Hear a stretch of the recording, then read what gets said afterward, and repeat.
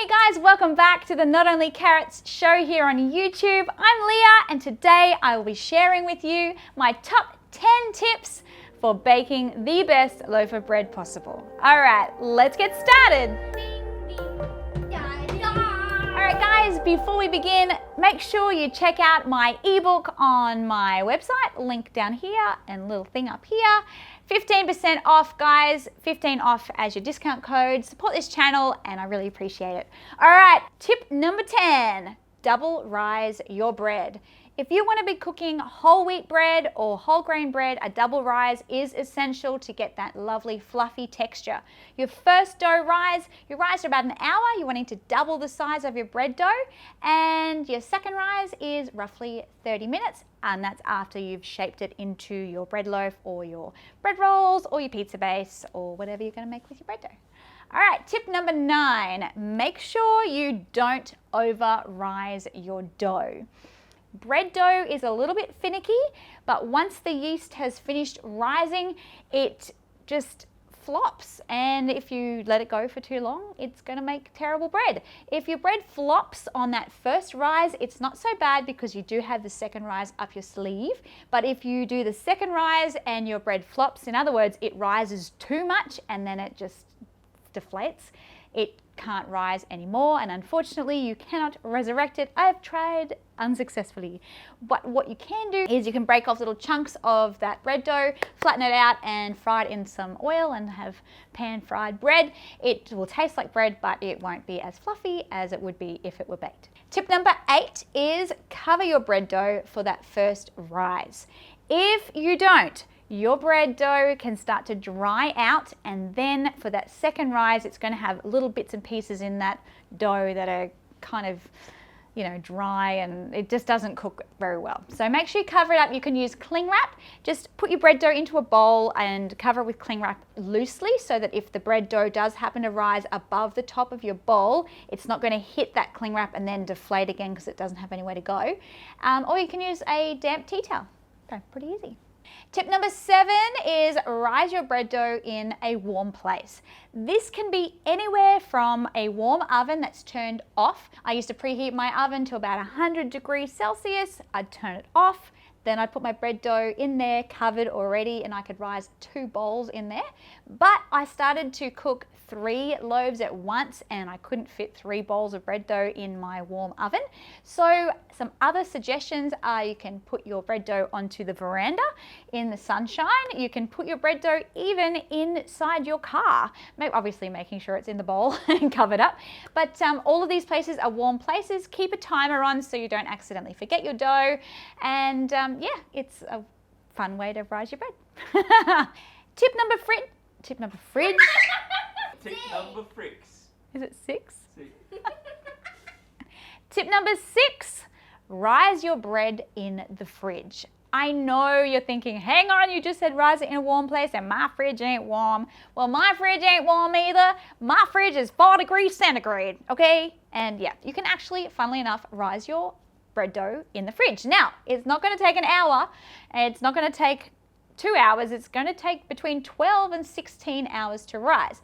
The reason I know this tip is a few years back I actually had a zinc deficiency. I had some funny skin conditions that weren't going away, and once I was able to pinpoint this deficiency, I started looking into which foods we ate and which ones had the zinc and which ones didn't. And I found out that we actually had enough zinc in our diets already, and I was trying to figure out, well, why was I deficient? And we discovered even though zinc is a part of the wheat grain, it actually is bound and needs to be released in order for our bodies to assimilate it. So by having that yeast in that wheat flour and you have the very slow rise in the fridge, it actually gradually breaks those bonds and allows that zinc to become available to your body. That was pretty cool, and it actually makes really fluffy bread. So the way you do it is you can either do your first rise in the fridge, and essentially you just make your bread dough, leave it in the fridge overnight, come back in the morning, and then you can shape your bread dough into your loaf tins or whatever shape you want to make it. Or the alternative, which is what I find is the easiest way, is I do my first rise, so that hour, wait for it to double, and I just do that perhaps at the night time. This is handy for people who have little kids and you don't have time to make the loaf of bread in one day. And once it's risen, then you bang it down and shape it into your bread tins. Pop it into a lined bread tin in the fridge. Make sure that there's enough room above the bread tin so it doesn't bang the ceiling of the fridge and flop, or bang on another shelf above it. And cover it up with a wet tea towel. Not dripping wet, but you still want it fairly wet because overnight it will dry a fair bit in the fridge. You can even have 3 loaf tins, one next to each other, and do the same, and your tea towel will fit over the top of those.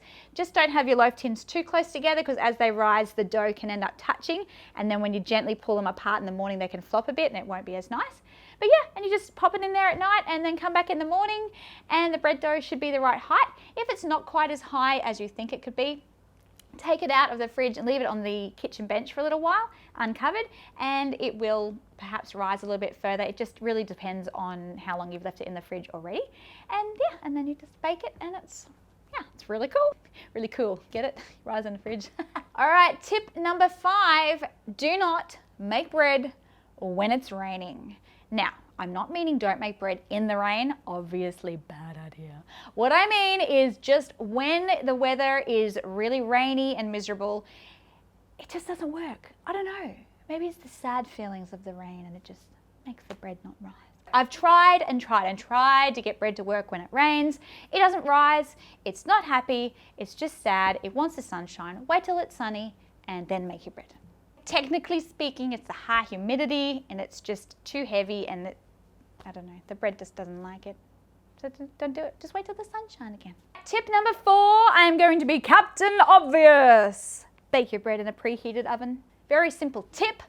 Because your bread has risen and you're happy with the height of it and it's just perfect and you love it, if you then pop it into an oven that's not quite hot enough, the bread will keep rising and it'll flop. And then you'll be really disappointed because it was perfect. I preheat my oven during that second rise, and I pop my bread tins at the back with the dough in those, and they rise with the heat from the oven, and it kind of helps itself out, so it's pretty handy. If you want a light fluffy bread, I go 200 degrees Celsius for 30 minutes.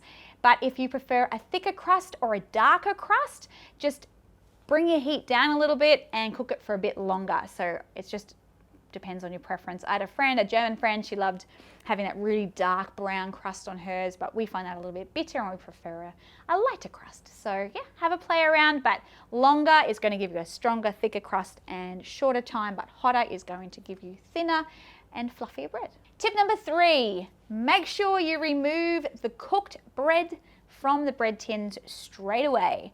Otherwise, your bread loaves will begin to sweat.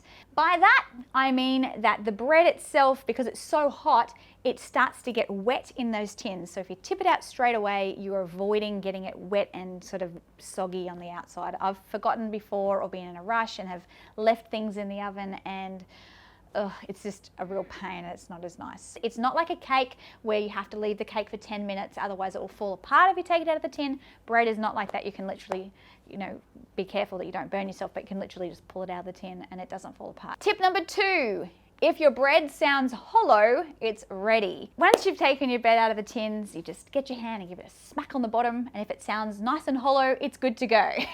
If you smack that bread and it is a dense, thick sound, it needs to go back in the oven. Pop it straight back in. Don't waste any time. Make sure your oven's turned back on again if you turned it off when you took it out of the oven, and pop it in for 5-minute intervals and just keep checking it by giving it a tap on the bottom every time. Once it has a nice hollow sound, the bread is perfect and ready to go. Tip number 1. This is the best tip ever. I wish someone had told me this right back at the beginning. But anyway, tip number 1, do not slice hot bread. Now, I know we all have memories as kids of eating hot sliced bread. You go to the bakery and it's hot in the bag and it's even sweating in the bag and it tastes so good. But if you do that with your homemade bread, it squishes and mushes, and your bread, you cut it and the slice falls into itself. It's just a bad experience, and I don't recommend it at all. If you're desperate for hot bread, one option is you can leave it to cool for a little while on the bench first and then slice it. I recommend, the Not Only Carrots recommendation is that you cool your bread on the bench, and then once it's cool, you pop it in the fridge in a Ziploc bag until the next day, and then your bread will be 100% chilled and then you can watch my bread slicing video and decide how you would like to slice your bread. I just show how easy and quick it is to slice really cold bread.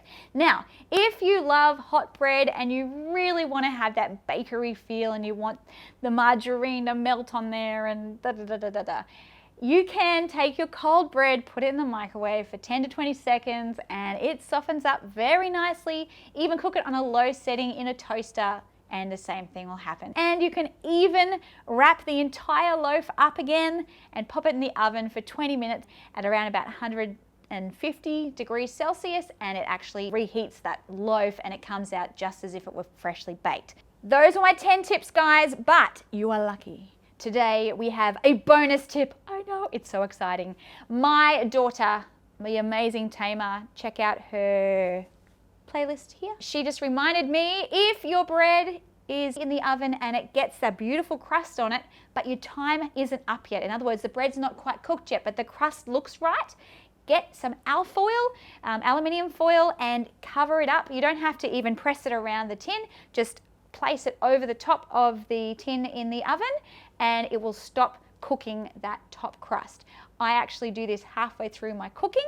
I do 15 minutes at 200 degrees Celsius, cover it up, and then I keep cooking for another 15 minutes, and I love how my bread turns out. All right, guys, I hope you enjoyed my top 10 bread baking tips. This is how I love making bread and how I can manage to make a perfect loaf pretty much every single time, as long as I don't try to make it when it's raining. Perhaps you're stuck at home at the moment, quarantined, locked down like we are here, and you just can't get bread from the store. So make your own, have a lot of fun. Remember too that bread dough can be turned into pizza bases, it can be turned into bread rolls or a cob loaf, make some garlic bread. It doesn't have to just be bread. All right, guys, make sure you subscribe to my channel here on YouTube, click like, share the video with a friend, and check out my other videos as well, all about bread and bread slicing. We'll see you guys in the next episode. Bye.